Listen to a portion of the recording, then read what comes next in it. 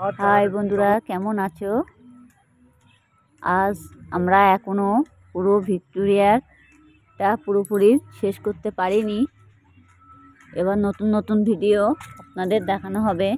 খুব সুন্দর একটা জায়গা ভিক্টোরিয়া। আমরা এখনো ভিক্টোরিয়ার ভিতরে আছি। গাছগুলো এত সুন্দর গাছ, অসাধারণ গাছগুলো।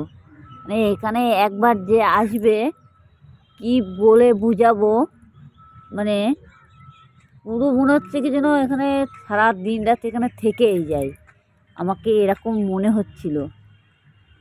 রাস্তাটা এত সুন্দর, খুবই সুন্দর। চারি সাইডে মাঠ, আর মিডিল দিয়ে রাস্তা দেখো, আর গাছগুলো দেখো।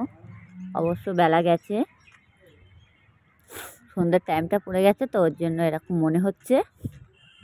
এরকম মন্দিরটা সামনে, আপনারা যে পাশ দিয়ে পারবেন সে পাশ দিয়ে ঢুকতে পারবেন, কোনো অসুবিধা নেই। এখানে আসলে খুব সুন্দর একটা জায়গা। আপনারা চাইলে এখানে অতি অবশ্যই আসতে পারবে, আর ভালো লাগলে অতি অবশ্যই একটা লাইক করে দেবেন। দেখুন মাঠগুলো, দেখুন শুধু কত সুন্দর সুন্দর মাঠগুলো, আর গাছগুলো এত সুন্দর। আমরা এখন ঝিলের সাইডে চলে এসেছি, এখানে একটু হাওয়া খাবো, বসবো। মানে এখানে একটু বসে আমাদের খুব ভালো লাগছিল। অবশ্য হাওয়াটা এত সুন্দর হাওয়া দিচ্ছে, সেটা কি বলে বুঝাবো আপনাদের।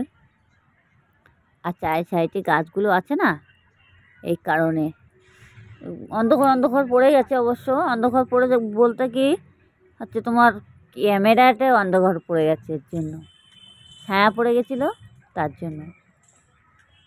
এরকম আমরা ঝিলের পাশ দিয়ে হাঁটছি। ঝিলটা শুধু দেখো, অসাধারণ। এখানে ঘোরার জন্য এত সুন্দর একটা জায়গা, পুরো পারফেক্ট। যে কেউ এখানে আসলে হট করে বাইরে কেউ বেরোবে না, মানে পুরোপুরি বসে টাইম কাটিয়ে এখানে। কিন্তু একটা উপায়, 6টার পরে এখানে থাকা যাবে না। 6টার পরে গেট বন্ধ হয়ে যায়, এই কারণে। শুধু ঝিলগুলো দেখো, আর দূর থেকে মন্দিরটা এত সুন্দর লাগছে। এই যে গাছগুলো, ফুল গাছগুলো, এই যে সব সামনে আছে। সবাই যে যার মতো সবাই গল্প হুজুগ করছে বসে। এই দাদা ভাই সামনের দিকে আগিয়ে দেখছে, বলছে তুমি কোন দিকে যাবে, আমাকে জিজ্ঞাসা করছে। আমি বললাম না, আমরা একটু ভিতরের দিকে যাই। এই আমরা হেঁটে হেঁটে যাচ্ছি ভিতরের দিকে। এই যে রাস্তা দিয়ে, ঝিলের পাশ দিয়ে রাস্তা। আমরা অবশ্য ঢুকেই কিছুটা দূর না বললেও চলে, ঢুকেই কিছুটা হেঁটে মানে ঝিলটা পেয়ে যাবে। পুরোটাই এখানে পুরো বলতে গেলে ঝিল আছে, আর ঝিলের পুরো সাইডটা ঘুরতে গেলে অনেকটা টাইম লেগে যাবে। এরকম সবাই বসে আছে, অনেকে এখানে কেউ বসে আছে, কেউ গল্প করছে, কেউ টিফিন করছে। অনেক দূর থেকে লোক আসে তো এখানে, এই কারণে। আর সবথেকে বড় কথা, এই 1 জানুয়ারিতে এখানে দেখার মতো লোক হবে, মানে এত পরিমাণে লোক হবে, সে মানে পা রাখার জায়গা থাকবে না ভিক্টোরিয়ায়।